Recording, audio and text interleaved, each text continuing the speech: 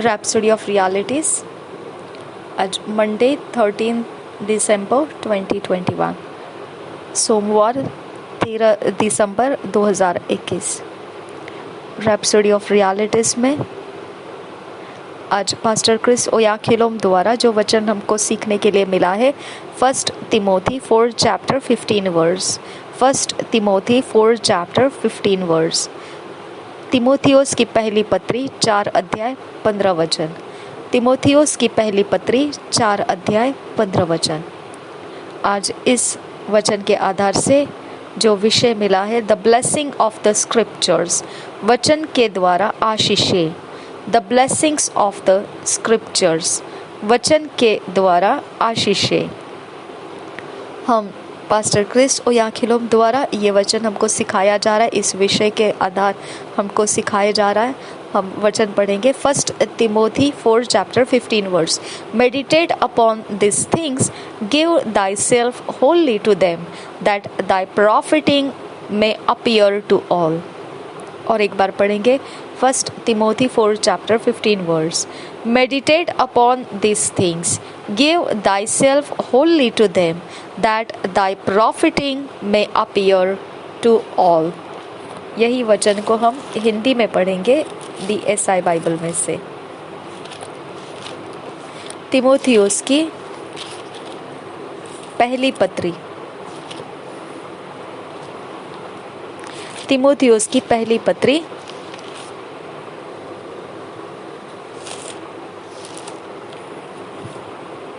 उसके 4 अध्याय का 15 वचन।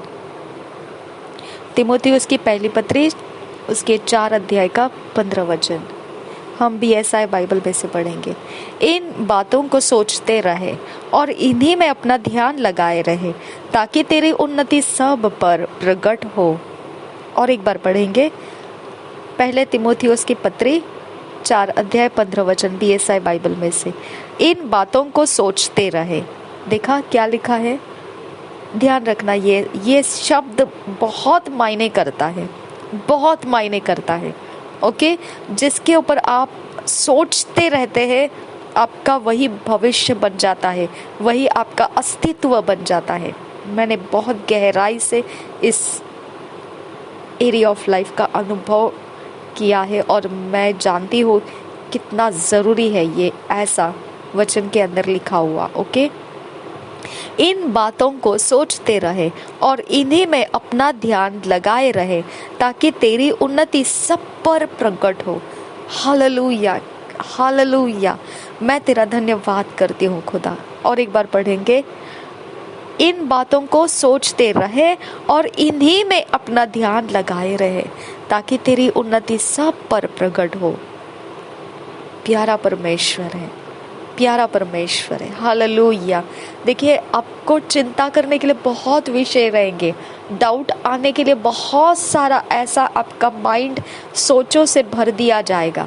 ओके, डाउट की गहराई तक आपके सोच जाते रहेंगे, डर की गहराई तक आपके सोच आपको लेकर जाएंगे। ओके, कंफ्यूजन की गहराई तक आपके सोच आपको लेकर जा सकते हैं। समझ में आया? यानी निगेटिविटी जो है वो आपके सोच को तन तन के इतनी दूर लेके जाता है कि अगर वहां से वो छोड़ दिया गया तो सट करके लगेगा। वो इतना जबरदस्त प्रेशर आपका वो खींचता रहता है, और जब छोड़ देगा तो आपकी हालत खराब हो जाएगी। समझ में आया? तो बहुत गहराई से आपको नेगेटिविटी के अंदर नहीं उतरना है। नेगेटिविटी के अंदर बहुत तीव्रता के साथ देखना नहीं है। नेगेटिविटी के अंदर बहुत डीप जाकर उसके अंदर टटोलते नहीं जाना है। ओके, क्योंकि वो गहरा गड्ढा है अंधेरे का, जिसके बाहर निकलना आप नुकसान करके बाहर आ जाएंगे। समझ में आया? नुकसान हो जाएगा आपका। बहुत बड़ा अनुभव है मेरे पास इस बारे में, इसके लिए मैं आपको बता रही हूँ कि ये सच में ऐसी बात है कि जब लोग मुझे बोलते थे नेगेटिविटी के अंदर आप मत ध्यान दो, तो भी मैं नेगेटिविटी को छानबीन करती थी, नेगेटिविटी के बारे में जानकारी लेती थी, नेगेटिविटी के बारे में पीछा करती थी। ओके, नेगेटिविटी के बारे में ये क्यों, ये कैसा, ये क्यों, ये कैसा, और ऐसा ही क्यों, ये मेरे ही साथ क्यों, यहाँ पे ही क्यों, वो ही क्यों, ऐसा ही क्यों। इतना गहरा मुझे नेगेटिविटी खींचता हुआ इतनी गहरी गहरी गहरी डीप डीप डीप खाई में लेकर जाता था, और फिर वहां से मैं बहुत बड़े प्रेशर के साथ नुकसान होते हुए बाहर आती थी। समझ में आया? तो आपको ध्यान रखना है माय डियर फ्रेंड्स कि अब नेगेटिविटी का समय दौर चलता ही रहता है। आपको ध्यान रखना है वो खींचने वाला नेगेटिविटी जो आपके सोच को तन तन के खींच के जा रहा है, डीप डीप डीप लेके जा रहा है, आपके ध्यान को खींचता हुआ जा रहा है नीचे नीचे नीचे नीचे नीचे, तो भी आपको क्या करना पड़ेगा? ये वचन को आपको हथियार बना के अपने ध्यान को परमेश्वर के वचन के ऊपर गाड़ देना पड़ेगा। हालेलुया! ऐसा गढ़ा देना है वचन के ऊपर कि आपको और कोई सोच समझ बुद्धि ही नहीं रहना चाहिए वचन के अलावा। ओके, क्योंकि ये नेगेटिविटी का पावर है जो इस प्रकार से हमको नुकसानदेह बन जाता है कि हम कहीं के नहीं रहते हैं, बस तड़प तड़प कर ऐसा परेशान होते होते और फिर लड़खड़ाते हुए, और हाथ तो कुछ लगता नहीं है। ऐसी अवस्था में मार खाए हुए लोगों की तरह हम हो जाते हैं। ओके, और ये गवाही है परमेश्वर की ओर से मुझे कि उसने मुझे ये लेसन हमेशा याद दिलाया है कि तूने ज़्यादा डीप नहीं जाना है, नेगेटिविटी के पीछा नहीं करना है। नेगेटिविटी का हिस्सा तुझे गहराई में लेकर जा रहा है, तू पीछे टर्न हो जा। बारंबार उसने मुझे पीछे लाया और मुझे पलटा पलटा कर लाया, और मैं हमेशा नेगेटिविटी का अनुभव देखा है। अगर मैंने परमेश्वर का नहीं माना तो खतरों के बीच में जाती हूँ मैं, और वहाँ से मैं नुकसान होकर लौट के आती हूँ। समझ में आया? नुकसान होकर लौट के आती हूँ। ओके, ये मैं नहीं जानती हो कि मैंने ये हर प्रकार से, देखो मैं हमेशा पवित्र आत्मा के अधीन होकर कुछ भी बातें आपके सामने लाती हूँ, क्योंकि मेरे पास कुवत नहीं है। अब मैं नहीं जानती हूँ मैं ये क्यों बोल रही हूँ, रैप्सोडी ऑफ रियलिटीज़ को पढ़ना है और मैं ये बातें आपको बता रही हूँ। ये ऐसा है कि चलो कोई बात नहीं है, आप में से कोई ऐसे लोग हैं जिनको ये ज़रूरी नहीं है, तो उनको ये टेस्टी नहीं लगेगा ये बातें। ओके, उनको ये दिलचस्पी नहीं लगेगी ये बातों के ऊपर। वो बोलेंगे चलो भाई हमको पास्टर क्रिस ओयाखिलोम की बातें सुनाओ, ये अपनी बातें बाजू में रखो। वो मेरा अपमान कर दे सकते हैं। लेकिन कुछ ऐसे लोग हैं जिनको ये बातों की ज़रूरत है, और पवित्र आत्मा जानता है। ओके, क्योंकि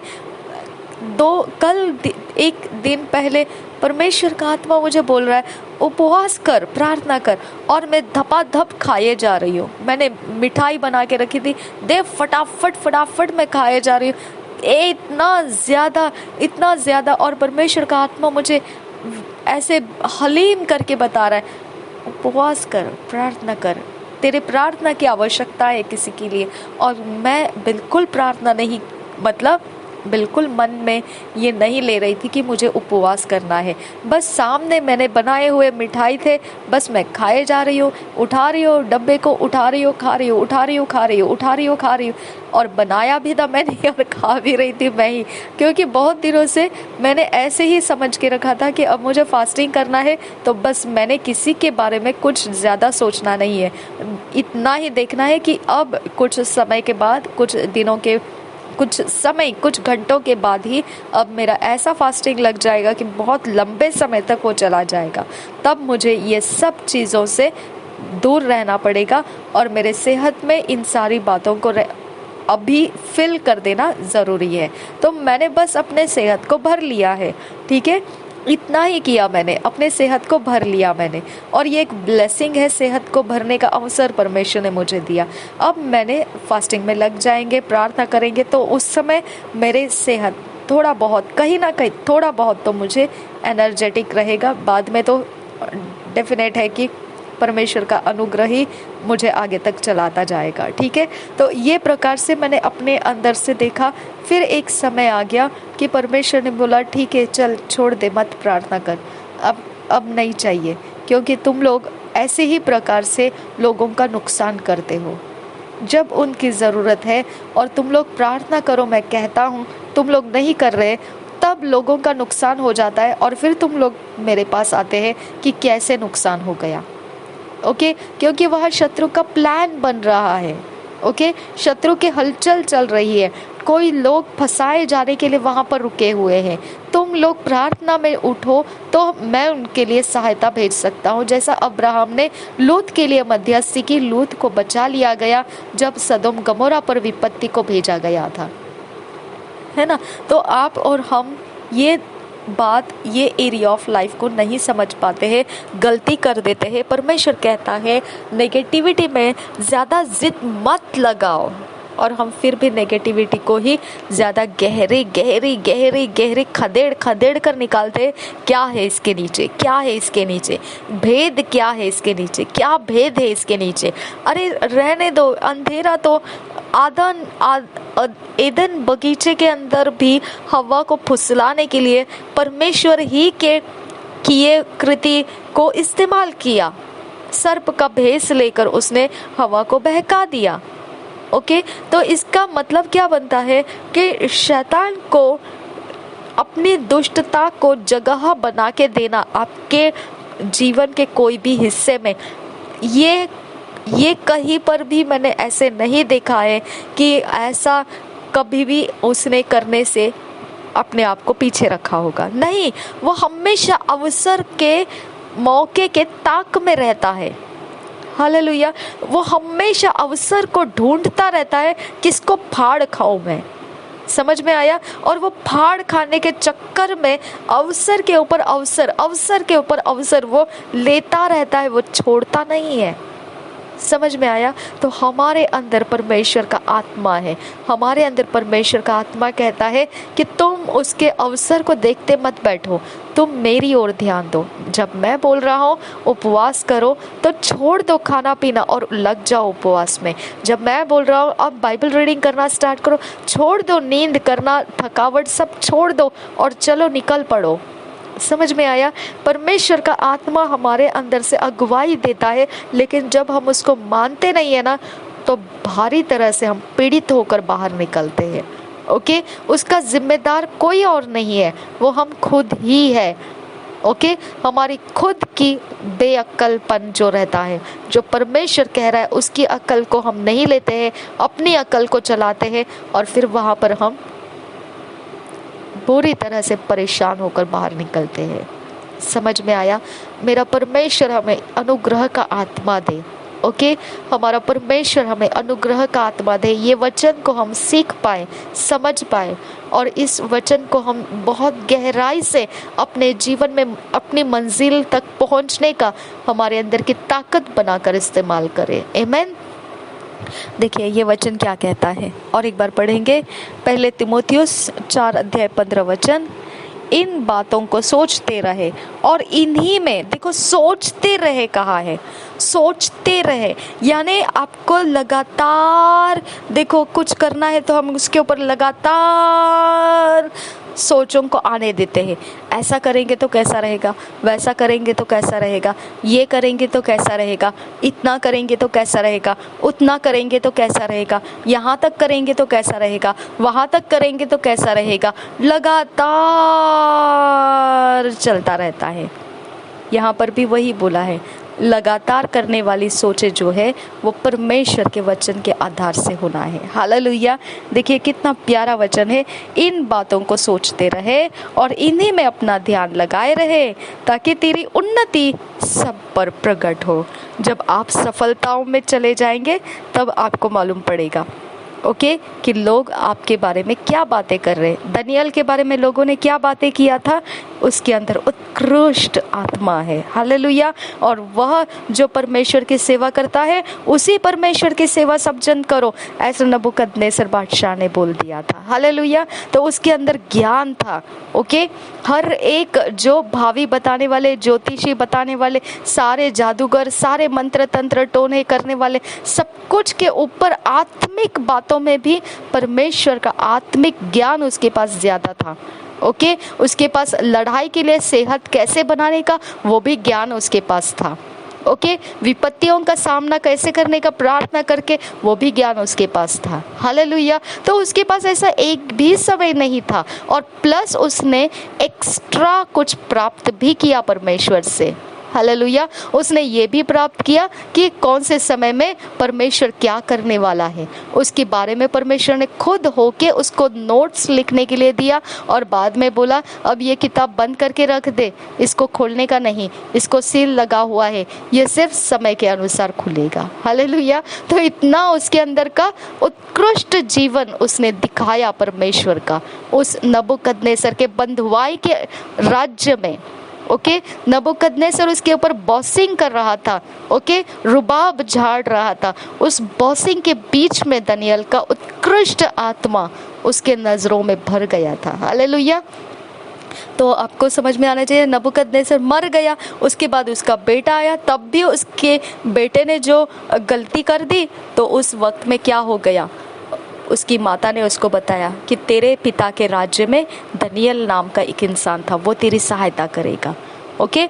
उसके बाद फिर दूसरा एक आ गया बादशाह, उस समय में भी दनियल के बारे में विशेषताएं बताई गई, यानी दनियल उस बंधुआई के अंदर उसके ऊपर जो बॉसिंग करने वाले, रुबाब झाड़ने वाले लोग थे, उन लोगों को परमेश्वर का फेवर जो दनियल के लिए मिलना था वो उनके अंदर से वो फेवर देता रहा, और शांति और चैन के साथ उस बंधुआई के बीच में वो रहा, हालेलुया। तो कितना असरदार है जब हम परमेश्वर के वचन के ध्यान में रहकर चलते हैं, तो ओके, जब उसकी आज्ञा पालन करते हुए चलते हैं, जब उसके अंदर हम अपने मन को गाड़ कर रखते हैं, उसके अंदर से हम बाहर निकलना नहीं चाहते हैं, ओके। अगर कोई हमको आवाज़ दे तो भी हमारे अंदर से यही निकलेगा, वाह प्रभु यीशु आपके साथ है, हालेलुया। हम ये नहीं कहते हाय हेलो गुड मॉर्निंग, ये वो ऐसे नहीं करते, हमारे अंदर से तुरंत निकलता है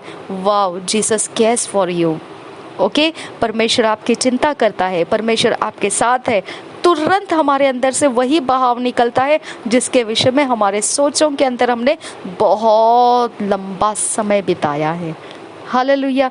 तो ये मेरे लिए, ये मेरे ज़िंदगी के लिए मेरा गिफ्ट है ये परमेश्वर का, जो आज हमें मिल रहा है, और आपके लिए भी मैंने ये बता दिया कि ये ज़रूरी चीज़ है।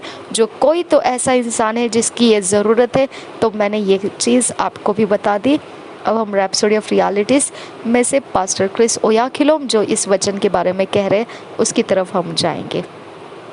Some people admit to having blue days. They are excited sometimes, and at some other times they are depressed, unhappy, and wish they could end it all. कुछ ऐसे लोग हैं जो कबूल करते हैं कि उनके पास ऐसे कुछ खास दिन रहते हैं जिसके अंदर वो कभी कभी बहुत ज़्यादा उत्तेजित रहते हैं, इतने ज़्यादा उनकी मनोदशा आनंदित हो उठती है, और फिर कुछ ऐसे दिन भी रहते हैं, ऐसे समय रहते हैं जिसके अंदर बहुत भारी निराशा वो अपने अंदर देखते हैं, नाखुश होते हैं, और चीज़ों से वो बिल्कुल भी इच्छा नहीं रखते हैं कि वो ऐसा कुछ तो जीवन जिए जो निराशा से भरी हुई है, जो ऐसे प्रकार के लड़खड़ाए हुए जीवन है वो नहीं चाहते ऐसे समय, और ऐसे सोचते हैं कि बस ऐसा अगर समय रहेगा तो बस हम अपने आप को ख़त्म ही कर दे, सब कुछ हम ख़त्म ही कर दे। तो वो दो प्रकार के जीवन के समय का जिक्र बताते हैं, अपने अंदर वो कबूल करके बताते हैं कि ऐसे प्रकार के समय हमने देखे हैं, कुछ बहुत ज़्यादा उत्साह देने वाले और बहुत बहुत भारी प्रकार से मनोदशा में उत्तेजन भरने वाले रहते हैं, लेकिन कुछ ऐसे भी समय कुछ अलग तरीके से रहते हैं जिसमें निराशा, नाखुशी इतनी ज़्यादा भयंकर रहती है कि उनको सोचना पड़ता है काश ये समय ही ना होता, सब कुछ ख़त्म ही हो जाए तो अच्छा हो जाए, ऐसा उनको लगता है। If only such folks could get a hold of the word and draw their inspiration from the scriptures, it will make all the difference. और ये बात है कि अगर इन जैसे लोग, अगर ऐसे प्रकार के लोग आप देखते हैं जो इस प्रकार से खुद के बारे में बताते हैं, तो हो जाए ऐसा अच्छी बात कि वो परमेश्वर के वचन को थाम ले अपने जीवन में, और फिर आप उनके प्रेरणाएं जो है, उनके अंदर का सोचों का स्रोत जो है वो वचनों के द्वारा उनके अंदर खींचता जाए। अगर वो ऐसा होने देंगे, जहाँ तक वो फर्क को नहीं देखेंगे, जहाँ तक बदलाव को आने का वो पूरी तरह से अपने अंदर देख नहीं पाएंगे, तब तक उनको वो स्रोत को खींचते रहना है, परमेश्वर के वचन के अंदर के प्रेरणाओं को सोचों के अंदर बहाते हुए लेना है। अगर वो ऐसा कर ही पाए तो शायद से हो सकता है कि उनकी मुश्किल हल हो जाएगी। I am always inspired and blessed by the word. I don't have any blue or down days. I'm on top, always, ever inspired. मेरे पास ऐसा कोई उत्तेजन देने वाला कोई दिन नहीं है। मेरे लिए हमेशा के लिए ऐसा ही समय रहता है जो प्रेरणादायी और आशीषित रहता है, क्योंकि उसकी वजह है कि मैं वचन के द्वारा मेरे हर पल को जीता हूँ। इसके लिए मेरे पास कोई निराश होने का और नीचे नीचे उतरता जाने वाला कोई ऐसा संघर्ष का जीवन नहीं है जिसके अंदर नाखुशी हो, जिसके अंदर निराशा हो जाए, या कोई उत्तेजन देने वाला अचानक से ऐसा कुछ हो जाए। ऐसे मेरे पास कुछ भी ऐसा समय या दिन मेरे पास नहीं है। हमेशा ही मैं ऊंचे पर रहता हूँ और सदा ही मैं उत्तेजन से भरपूर रहता हूँ, प्रेरणा से भरपूर रहता हूँ। The Bible says all scripture is given by inspiration of God and is profitable for doctrine, for reproof, for correction, for instruction in righteousness. 2 Timothy 3 chapter 16 verse. पवित्र बाइबल ये बताता है तिमोथियुस की दूसरी पत्री और उसका 3 अध्याय 16 वचन में, तिमोथियुस की दूसरी पत्री 3 अध्याय 16 वचन में, संपूर्ण पवित्र शास्त्र परमेश्वर की प्रेरणा से रचा गया है और उपदेश और समझाने और सुधारने और धार्मिकता की शिक्षा के लिए लाभदायक है। हालेलुया। देखिए, दूसरे तिमोथियुस की पत्री 3 अध्याय 16 वचन इस प्रकार से है, संपूर्ण पवित्र शास्त्र परमेश्वर की प्रेरणा से रचा गया है और उपदेश और समझाने और सुधारने और धार्मिकता की शिक्षा के लिए लाभदायक है। थिंक अबाउट दैट, सोच कर देखिए इस विषय के लिए। The scripture is given by the inspiration of God. That means it's God breathed. वचन को दिया गया है, आप परमेश्वर की प्रेरणाओं को प्राप्त करें, और यह परमेश्वर ही की प्रेरणा से निकले हुए वचन है। तो यह क्या है? परमेश्वर के श्वास ही तो है ये। इसका मतलब बनता है ये परमेश्वर ही का श्वास है। ये वचन परमेश्वर के प्रेरणाओं में से दिया गया रहता है, जिसका मतलब बनता है कि यह परमेश्वर का श्वास ही तो है। Then it says it's profitable, meaning it gives you the advantage. और फिर आगे बढ़कर वह यह भी बोल देता है कि यह लाभदायी है। इसका मतलब यह आपके लिए बहुत ज्यादा फायदेमंद रहने वाला है, यह आपको फायदेमंद रखेगा। It's also for doctrine, meaning it teaches and conditions you. तो यह उपदेश भी कहा गया है, वचनों को उपदेश भी कहा गया है, और उपदेश प्राप्त करने के लिए भी वचनों का इस्तेमाल किया जाता है, जिसका मतलब है कि वह आपको सिखाता है और आपको तैयार भी करता है। It's for reproof and correction, The word molds your character and gives you a new mindset. आपको यही वचन बदलता भी है, सुधार भी लाता है और आपकी गलती को आपके सामने भी लेकर आता है, आपको चेतावनियों के द्वारा। तो वचन आपको एक प्रकार से ढलता है चरित्र में। जो चरित्र आपको देना होना चाहिए वचन के द्वारा, वह वचन आपका चरित्र देता है आपको। जिस प्रकार से आपके अंदर कोई गलतियां हैं तो वह आपका सामना कराता है आपके गलतियों से, और वह आपको चेतावनियों को देता है गलतियों के विषय में सुधार लाने के लिए, और वह आपको सुधारता भी है, बदल भी देता है। और फिर एक ऐसी नए प्रकार की मनोदशा आपके अंदर वह स्थिर कर देता है। मनोवृत्ति, मनोदशा आपके अंदर स्थिर कर देता है।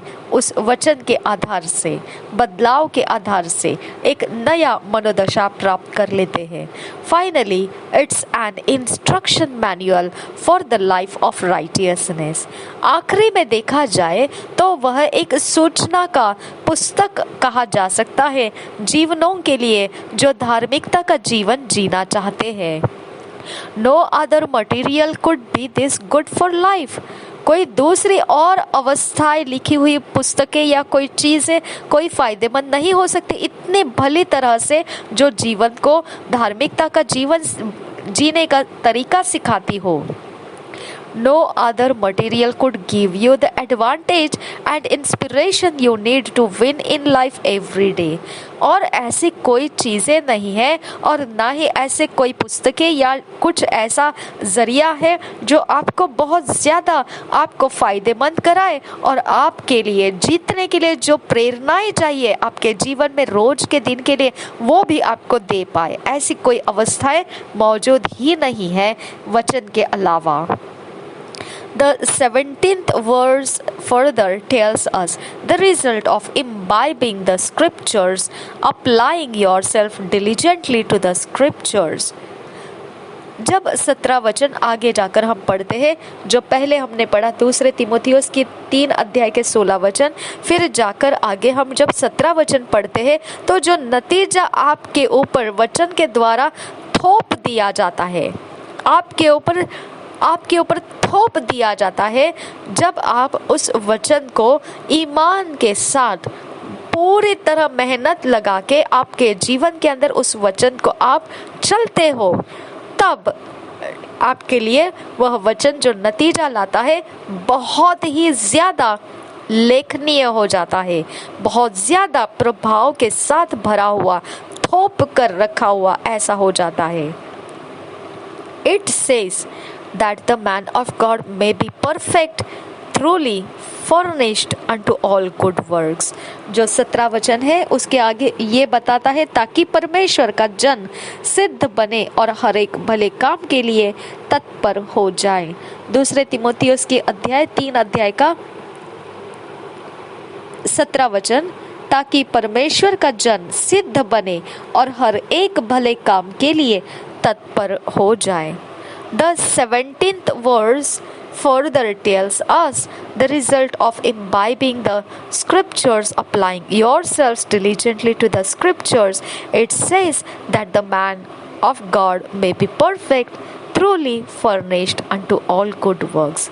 तो इस प्रकार से हमारे लिए यह वचन नतीजा लेकर आता है, और वह जब ईमान के साथ अपने ऊपर आप वचन को चलने देते हैं, उसका काम होने देते हैं और उसकी आज्ञा पालन आप करते हैं, उस समय ऐसा नतीजा आता है कि ये वचन जो है आगे बढ़कर ऐसा कहता है 17 वचन, ताकि परमेश्वर का जन सिद्ध बने और हर एक भले काम के लिए तत्पर हो जाए।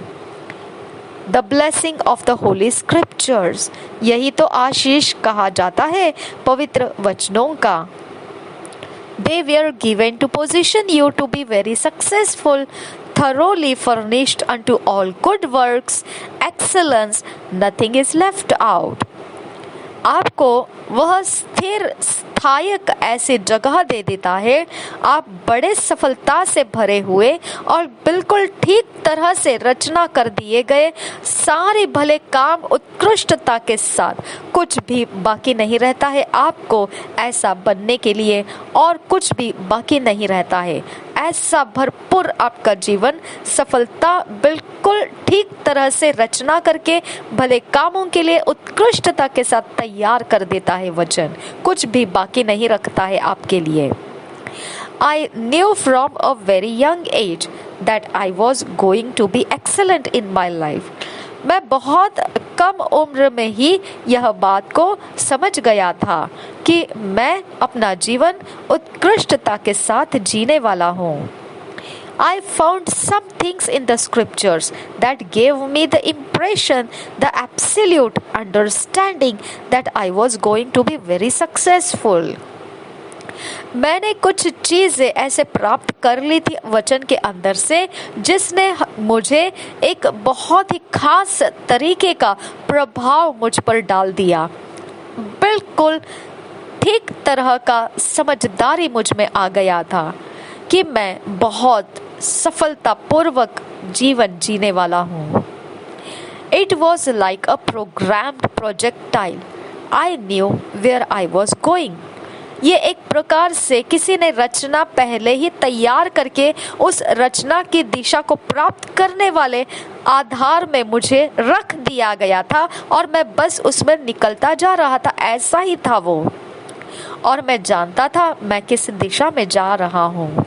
The word was given to program my life for success, for excellence, for prosperity in everything.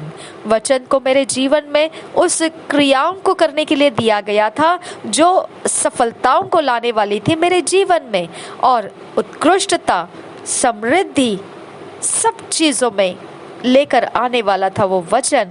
इस प्रकार से मुझे दिया गया था रचना के आधार से मेरे जीवन में वचनों को।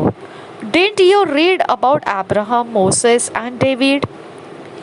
These men were successful in everything through God's word. क्या आपने अब्राहम, मूसा, दाऊद के विषय में नहीं पढ़ा?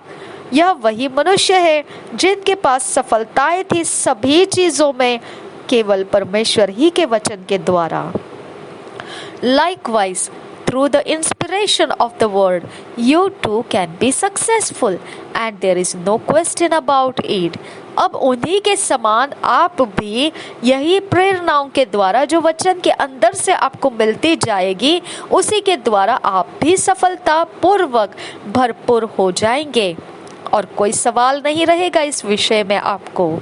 Study the word of for yourself. वचन का अभ्यास कीजिए आप खुद के लिए। Give time to meditating on the scriptures. The result is a life of undeniable success, ever increasing glory and unending prosperity. Joshua 1 chapter 8 verse. Read Amplified Classic Edition. जब आप इस प्रकार से अपना समय देंगे मनन करने के लिए वचनों के ऊपर, तो नतीजे में जो मिलेगा आपको ऐसा एक जीवन मिलेगा जो आपके सफलता को इनकार नहीं कर सकेगा। हमेशा ही महिमा से भरपूर बढ़ता हुआ, और कभी आपके अंदर संपन्नता, समृद्धि ठहरेगी, मतलब रुकेगी नहीं, मतलब खत्म नहीं होगी। इसके विषय में आप पढ़ सकते हैं यहोशुआ की पुस्तक 1 अध्याय का 8 वचन, जो इंग्लिश में अगर पढ़ना चाहो तो वो एम्पलीफाइड क्लासिक एडिशन में से आप पढ़िए। ये एम्पलीफाइड क्लासिक एडिशन में इस प्रकार से है, the book of the law shall not depart out of your mouth, but you shall meditate on it day and night, that you may observe and do according to all that is written in it, for then you shall make your way prosperous, and then you shall deal wisely and have good success. हम इसे BSI Bible में इस प्रकार से पढ़ सकते हैं। यहोशुआ की पुस्तक उसका 1 अध्याय 8 वचन।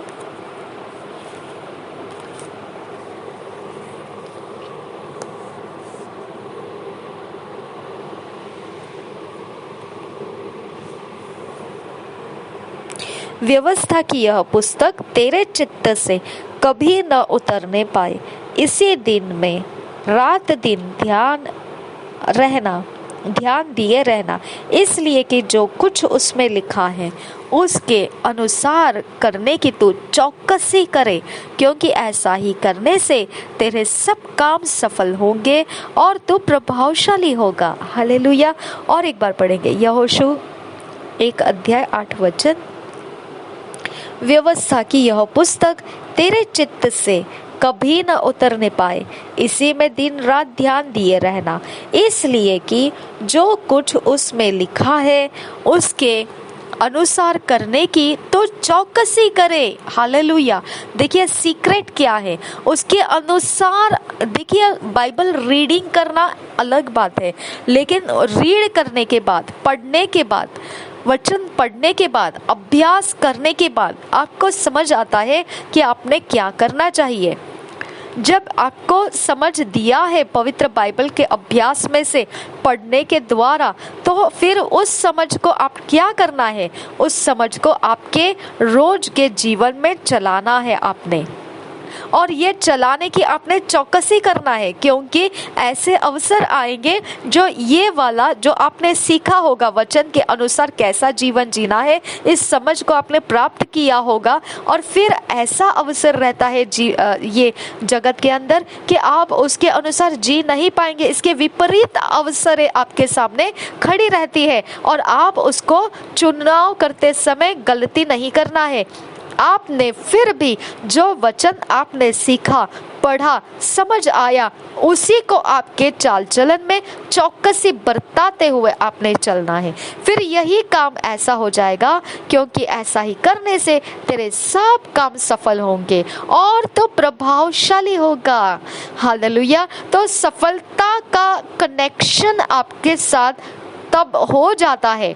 आपको सफलता का ढूंढना नहीं पड़ता है, आपको प्रभावशाली होना ढूंढना नहीं पड़ता है। आपका समझ जो है वो आप अगर अपने कार्यों में उतार कर लाएंगे, रोज के जीवन के चलने में उतार कर लाओगे, चौकसी करते हुए, जब आपको उस वचन के विरोध जाने का मौका रहता है तो आप विरोध नहीं जाएंगे, बल्कि जो सीखा वचन वही आप चलोगे। तो फिर क्या हो जाता है, आपका कनेक्शन सफलता के साथ रहता है और आपका कनेक्शन प्रभावशाली होने में हो जाता है।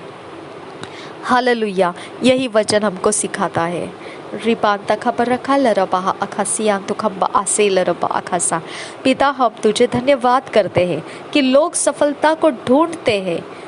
मेरे खुदा, लोग संपन्नता, समृद्धि को ढूंढते, उत्कृष्टता को ढूंढते हैं, लेकिन पिता कितना आसान रास्ता पास्टर क्रिस ओयाखिलोम के द्वारा आज हमारे समझ में तूने बिठाया। अगर हम वचन को पढ़ते हैं तो वो वचन हमको कुछ अपनी गलती को दिखाता है कि कैसे गलत रास्ते हम चलते थे और कैसा गलत स्वभाव लिए हुए थे, कैसे गलत चुनाव कर रहे थे हम, और फिर उसके नतीजे में हमको क्या मिलता है, ये सब कुछ वचन हमको बताता है। बाद में हमको उस वचन को देखकर, समझकर सुधार लाने का हमको समय मिलता है। और अगर हम उसको सुधार में ले ले खुदा, तो परमेश्वर उसके ऊपर अपना ध्यान बनाए रखकर, चौकसी रखते हुए अपने जीवन में वही वचनों को हम चले सुधार करते हुए, तो मेरे पिता परमेश्वर हमारे अंदर सफलता वहाँ से ही शुरू हो जाती है। प्रभावशाली होना वहीं से शुरुआत हो जाती है। हमें उसे ढूंढना नहीं पड़ता है। आपने इस गहरी भेद को हमारे जीवन में ये आने वाला समय हमारा बनाया, तैयार किया, और ये गिफ्ट के रूप में आज का वचन हम स्वीकारते हैं कि तूने हमें नए साल का गिफ्ट दे दिया। ये वचन हमारा नींव बनने के लिए दे दिया। हम तेरा धन्यवाद करते हैं और इसे हमारे नींव में, हमारे फाउंडेशन में, नए साल के एंट्री के दरवाजे में खुदा परमेश्वर इस वचन को अपने साथ हम स्वीकार लेते हैं और ये वचन के द्वारा हम एंट्री करते हैं न्यू ईयर में। खुदा, हम धन्यवाद करते हैं कि समय तेरे हाथों में है। वो 31 दिसंबर के इंतजार में नहीं है, समय तो तूने हमको आज ही दे दिया और इस वचन के अंदर से तूने हमारी एंट्री करा दी।